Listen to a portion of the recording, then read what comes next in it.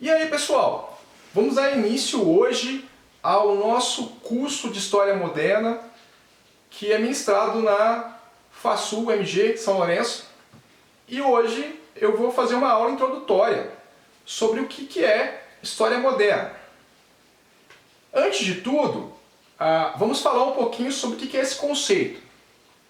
Essa ideia de moderno, ela aparece nos dicionários. É corrente. Vocês conhecem o que é moderno, vocês já ouviram falar disso aí, vocês replicam essa ideia aí no dia a dia. Moderno, senso comum, quer dizer nada mais, nada menos como algo novo, né? Como algo recente, ou como algo sofisticado, diferente. Eu poderia dar o exemplo do corte de cabelo do Neymar. É um corte moderno, é um corte sofisticado. Por que é moderno? Porque é diferente de como as pessoas cortavam seus cabelos há muito tempo atrás. Então, nesse sentido é moderno. Mas não é sobre isso que a gente vai falar não, no nosso curso, ok? A gente vai falar sobre um outro conceito, né, que é aplicado à historiografia e tal. Para compreender isso, eu vou fazer aqui uma breve genealogia da história dos conceitos. Existe um historiador muito famoso alemão chamado Heinrich Koselleck, que ele trata muito sobre essa história dos conceitos. A gente vai um pouquinho na esteira disso. E ele fala duas coisas que são essenciais. Os conceitos são polissêmicos, ou seja, tem vários sentidos, e os conceitos são fluidos, eles se modificam ao longo dos tempos. Então vamos falar um pouquinho sobre os usos disso e sobre qual o uso do conceito moderno que a gente vai usar na nossa aula, beleza? Então, o conceito moderno é muito antigo, por paradoxal que possa parecer. Moderno ele foi usado pela primeira vez com Cassiodoro, lá no século VI, depois de Cristo, lá na época daquele Império Romano. É antigo pra caramba. Nesse sentido específico do Cassiodoro, é um pouquinho diferente do que a gente está falando do Neymar. Por quê? Porque o Cassiodoro fala que moderno é algo novo, recente, mas não necessariamente é algo distinto.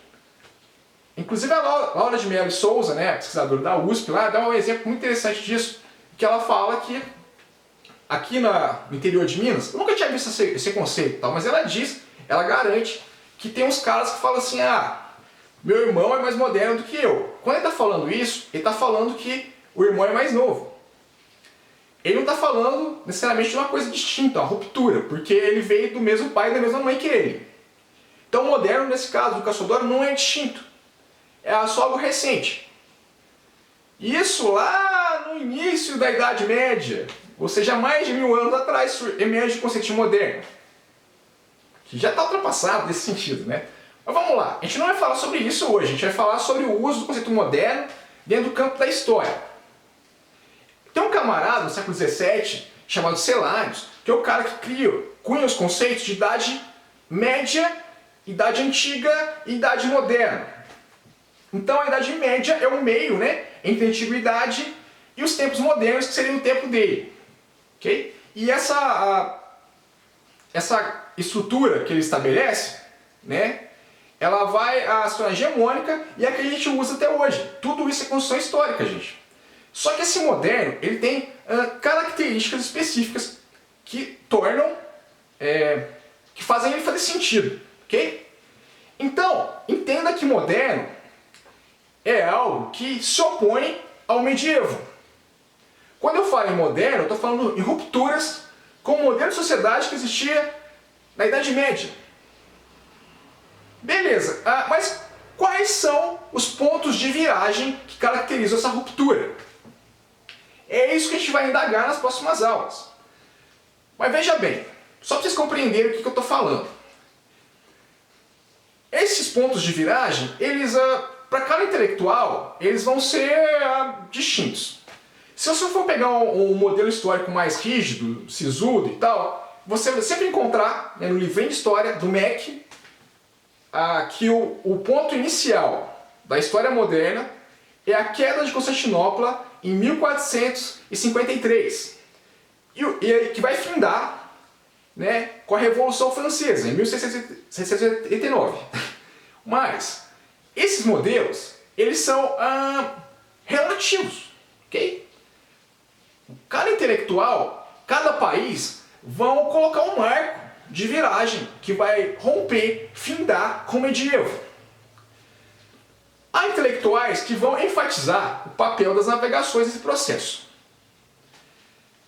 Para os ibéricos, a navegação é muito importante, como a gente viu lá no ano passado, né, para os espanhóis e para os portugueses. Para os portugueses, o início, né, da navegação, o start da navegação em Portugal, né, quando eles expandem suas fronteiras para além ali do seu reino, seria um marco de viragem para a Idade Moderna.